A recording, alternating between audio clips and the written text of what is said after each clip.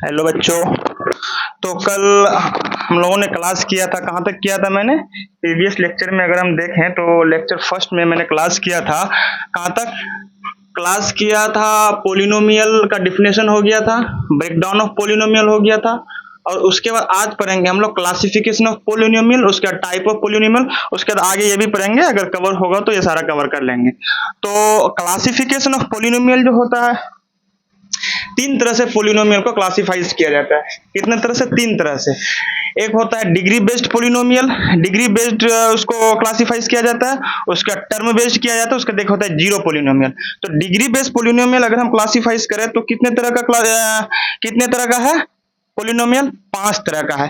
Constant polynomial लिखे आप लोग, constant polynomial, linear polynomial, constant polynomial, स्थिर बहुपद, लीनियर पोलिनोमियल, रैखिक बहुपद, क्वाड्रेटिक पोलिनोमियल, द्विघात बहुपद, क्यूबिक पोलिनोमियल, घन बहुपद। उसके बाद एक होता है क्वाड्रेटिक पोलिनोमियल, या उसको अप पोलिनोमियल बोल सकते हैं। तो पहला हम लोगों ने क्या पढ़ा? तो पहला हम लोगों ने पढ़ा, चलो इसको मिटाते हैं, आगे देखते हैं कि लीनियर पोलिनोमियल होता है। लीनियर पोलिनोमियल क्या है? हाँ, लीनियर पोलिनोमियल,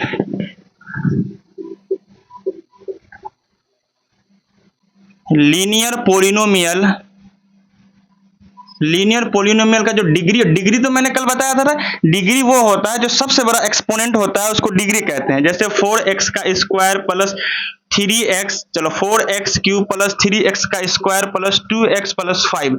तो इसमें डिग्री क्या होगा? डिग्री जो है यानी कि d बराबर हो जाएगा 3 हो जाएगा, क्योंकि ये क्या है? लार्जेस्ट एक्सपोनेंट है। क्या है? लार्जेस्ट एक्सपोनेंट है, सबसे बड़ा घातांक है ये इस पोलिनोमियल का p ऑफ x का।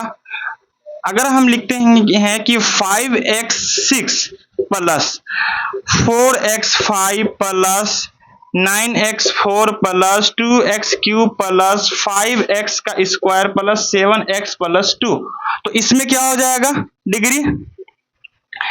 इसमें डिग्री हो जाएगा 6। तो डिग्री के आज दो लीनियर पोलिनोमियल है, उनका डिग्री क्या हो जाएगा? उनका डिग्री हो जाएगा 0। ठीक है। उसके बाद दूसरा में है क्या, आप लोग नोट करें, दूसरा में है लीनियर पोलिनोमियल, कांस्टेंट पोलिनोमियल। सबसे पहला है कांस्टेंट पोलिनोमियल, कोई बात नहीं, पहला दूसरा कांस्टेंट पोलिनोमियल। चलो हम लोग यहां से मिटा देते हैं, फिर से नोट करते हैं क्योंकि बोर्ड में कट रहा है। कांस्टेंट पोलिनोमियल, कांस्टेंट पोलिनोमियल का डिग्री जो होगा, इसका डिग्री 0 हो जाएगा। ठीक है। जैसे 5 4 3 2 1 है ना, कांस्टेंट है, ये सारा कांस्टेंट है, इनका डिग्री क्या है? 0 है। 0 का मतलब होता है अगर किसी पर पावर, जैसे 5 पर पावर 0, तो इसका मतलब है कि 1, 5 पर पावर 1, तो उसका उसी से गुना करेंगे तो वही आ जाएगा। ठीक है। उसके बाद एक हो गया, उसके बाद दूसरा लीनियर पोलिनोमियल। लीनियर पोलिनोमियल का डिग्री जो होता है, इसका लीनियर पोलिनोमियल का डिग्री 1 हो जाएगा। ठीक। उसके बाद हम लोग पढ़ेंगे quadratic polynomial, RATIC, quadratic polynomial. Quadratic polynomial का जो डिग्री हो जाएगा, इसका डिग्री 2 हो जाएगा। हाँ, आप लोग नोट करें यहां तक। उसके बाद क्यूबिक पोलिनोमियल है, क्यूबिक पोलिनोमियल, क्यूबिक पोलिनोमियल का डिग्री कितना हो जाएगा? 3 हो जाएगा। जैसे सबसे बड़ा एग्जांपल ये है कि 4x क्यूब प्लस 3x का स्क्वायर प्लस 2x प्लस 5। देखिए यहाँ जो ऑपरेशन, जो आप कहीं माइनस लगा दो कहीं प्लस लगा दो, डज नॉट मैटर। ठीक है। तो इसमें सबसे बड़ा एक्सपोनेंट क्या है? 3 है। तो इस पोलिनोमियल का जो है, इस पोलिनोमियल ऑफ x का डिग्री क्या हो जाएगा? 3 हो जाएगा। अगर ये नहीं रहता, यहीं तक होता, तो फिर इसका डिग्री 2 हो जाता। अगर ये भी नहीं होता तो इसका फिर डिग्री कितना हो जाता, 1 हो जाता। ठीक है, अगर ये भी नहीं होता, ये होता, तो फिर इसका डिग्री कितना हो जाएगा, 0 हो जाएगा।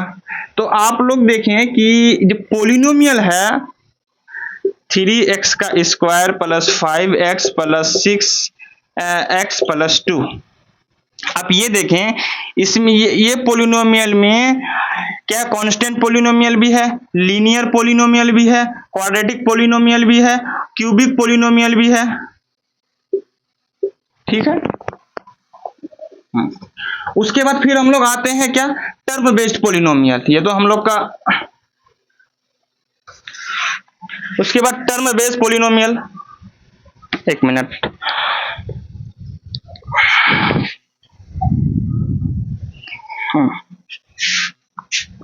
उसके डिग्री बेस्ड हो गया। उसके बाद हम लोग आते हैं क्या, term based polynomial. Term based polynomial क्या होता है कि मोनोमियल, बाइनोमियल, ट्राइनोमियल, पोलिनोमियल। देखो मोनोमियल, ओके, मोनोमियल, बाइनोमियल,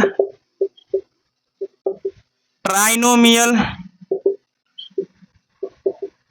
उसके बाद पोलिनोमियल। कल तो शुरू में मैंने ये बताया था आप लोगों को क्लास में, मोनो का मतलब होता है 1, देखो यहाँ मोनो का मतलब होता है 1, और उसके बाद बाई का मतलब होता है 2, और ट्राई का मतलब होता है 3, और पोली का मतलब होता है मेनी, है ना, समझ रहे हैं। तो मोनोमियल और मियल का मतलब होता है टर्म, मियल का मतलब होता है टर्म, टर्म। तो इसका मतलब क्या है, जिसमें एक टर्म हो वो मोनोमियल, जिसमें 2 टर्म हो वो बाइनोमियल, जिसमें 3 टर्म हो तो वो ट्राइनोमियल, जिसमें 3 से अधिक टर्म हो। अब यहाँ क्या हो जाएगा, मोर देन 3 टर्म, जिसमें 3 से अधिक टर्म हो वो पोलिनोमियल हो जाएगा। ठीक है, तो अब देखें क्या कि मोनोमियल का उदाहरण क्या है, मोनोमियल, बाइनोमियल, अब आप ही लोग बताएं, कमेंट करें, मोनोमियल, बाइनोमियल, ट्राइनोमियल का। मोनोमियल जैसे 9 हो गया, 9 हो गया। बाइनोमियल क्या हो जाएगा, 2x प्लस 9 हो जाएगा। ट्राइनोमियल क्या हो जाएगा, 3x का स्क्वायर प्लस 2x प्लस 9 हो जाएगा। ये polynomial 5x cube plus 2x का स्क्वायर प्लस 2 प्लस 9 हो जाएगा। इसमें और भी जोड़ दो, इसमें कितना पोलिनोमियल जिसमें 3 से अधिक ये हो टर्म हो। ठीक है, अब उसके बाद फिर हम लोग पढ़ते हैं क्या, जीरोस। आप लोग जानते हैं जीरोस क्या होता है, जीरोस उसको बोलते हैं शून्यक। ठीक है, जैसे पोलिनोमियल x के टर्म में एक पोलिनोमियल है 2x cube plus 2x plus 3x plus 2x cube plus 2x cube plus 5x का स्क्वायर प्लस 3x प्लस 3, ये p ऑफ x है। तो ये जो x है इसमें x का ऐसा वैल्यू रखें, इसमें x का ऐसा वैल्यू रखें, यानी कि x का ऐसा वैल्यू जो कि पूरे टर्म को 0 कर दे, पूरे टर्म को p ऑफ x को 0 कर दे। x का कैसा वैल्यू मुझे रखना है, क्योंकि पोलिनोमियल होता है क्या है कि वो 0 ही होता है उसका term, p of x equal to 0 है। तो इसका एक ऐसा वैल्यू निकालें, p ऑफ x बराबर 0 करना है हमें, तो p ऑफ x को 0 करना है तो x का कौन सा वैल्यू रखेंगे जो 0 आएगा। तो वो जो x का वो वैल्यू जो पूरे पोलिनोमियल को 0 कर दे वो उसका शून्य कहलाएगा, यानी कि जीरोस कहलाएगा। ठीक है, समझ में आया। जैसे हम बताते हैं, आप लोग को सारा चीज बताएंगे, आप लोग पहले नोट करें इतना।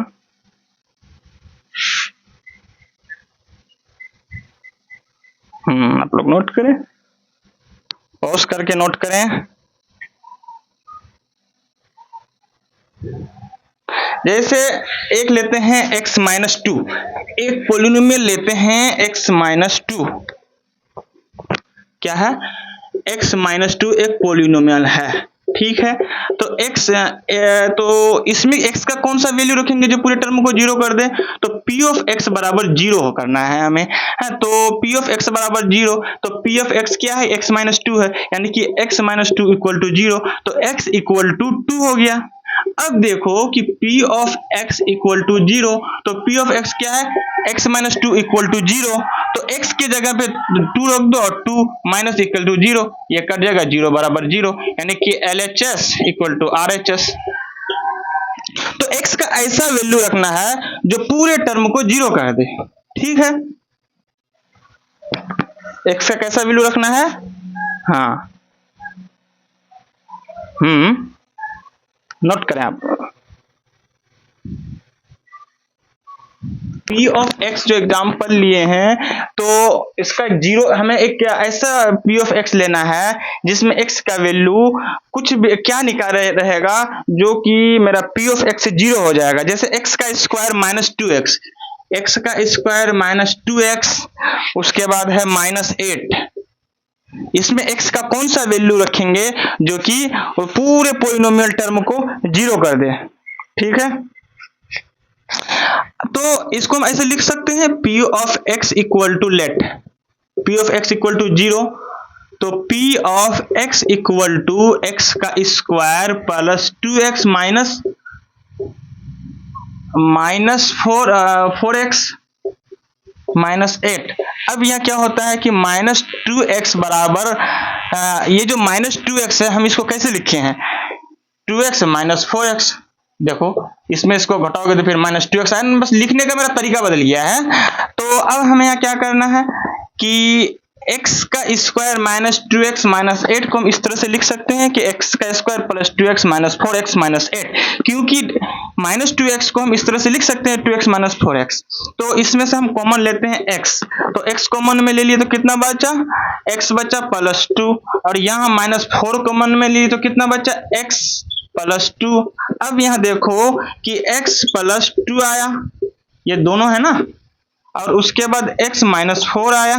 तो मैंने क्या कहा था कि p of x equal to zero, तो इसमें क्या हो जाएगा कि ये भी तो p ऑफ x हो गया ना, बराबर जीरो, तो x बराबर टू। अब यहाँ क्या हो गया कि x माइनस फोर बराबर जीरो, तो x इक्वल टू फोर, यहाँ माइनस टू हो जाएगा।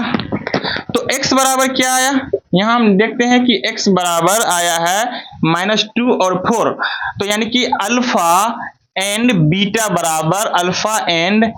बराबर माइनस टू इंटू फोर, यानी कि हम कह सकते हैं कि लेट अल्फा बराबर माइनस टू और बीटा बराबर या फोर। हम इसको अल्फा बीटा से x को डिनोट करते हैं, अल्फा बीटा गामा से डिनोट करते हैं, ठीक है। आप लोग वीडियो को पॉज करें और नोट करें।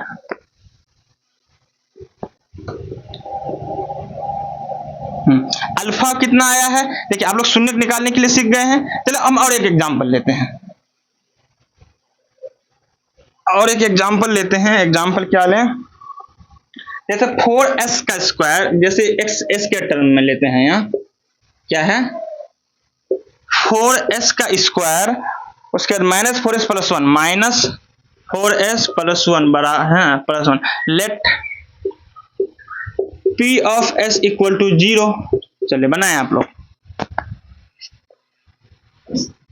जैसे देखो ये क्या हो जाएगी, 4s का स्क्वायर जो है, 4s का square minus 4s plus one, तो हम इसको लिख सकते हैं 2s का होल स्क्वायर, है ना, प्लस टू इंटू 2s का होल स्क्वायर लिख सकते हैं इसको।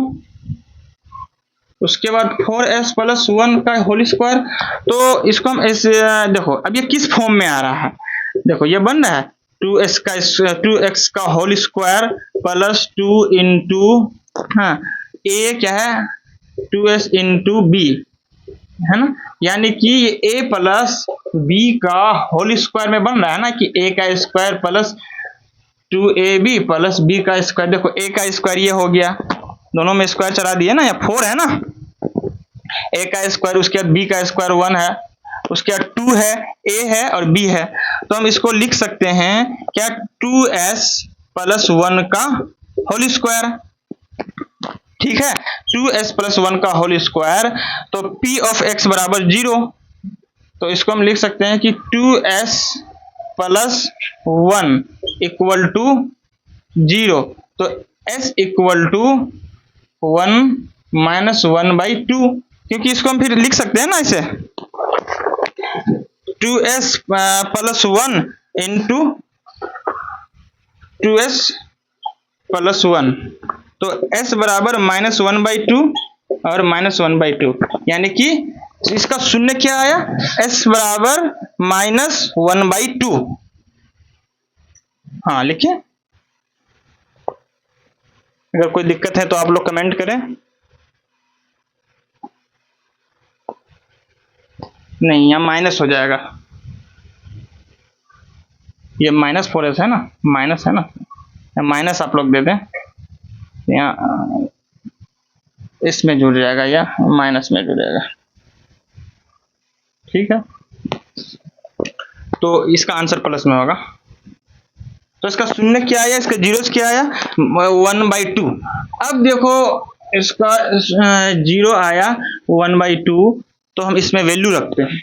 इसका जो जीरोस आया है, जीरोस 1/2 आया, तो 4s का square minus 4s plus 1, 4 into 1/2 का स्क्वायर माइनस 4 इंटू 1/2 प्लस, है ना,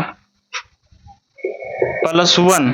देखिए 2 कट जाएगा, 2 हाँ 2 यहाँ कट जाएगा, रुको काटो मत, यहाँ 4 है, 4 इंटू 1/4 हो जाएगा -4/2 प्लस 1, ये कट जाएगा, 2 जा 4 कट जाएगा, है ना। देखो ये कट जाएगा, यहाँ 1 बचा, यहाँ -2 बचा, यहाँ +1 बचा, ये कटने, ये पूरे टर्म से 1 आ गया, यहाँ -2 हो गया, ये +1 हो गया, ये और ये दोनों देखो, चलो यहाँ क्या हो गया, 1 और 1 2 हो गया, -2 बराबर 0। ये पूरे टर्म में 0 आया, वैसे मैंने पहले भी माना था ना इसको, P of S equal to 0, P of S equal to 0 माना था ना, ठीक है। आप लोग वीडियो को पॉज करें, उसके बाद इसको नोट करें।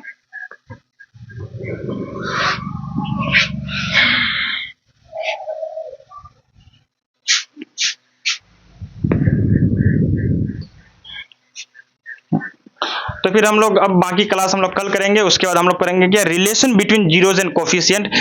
Relation between zeros and coefficient के बीच क्या रिलेशन होता है, जैसे alpha beta gamma, alpha plus beta equal to -b/a, और बीटा जो भी शून्यक और ये जो जीरोज यानी कि शून्यक और कोफिशिएंट यानी कि गुणांक के बीच जो रिलेशन है, कल हम लोग इसके बारे में पढ़ेंगे।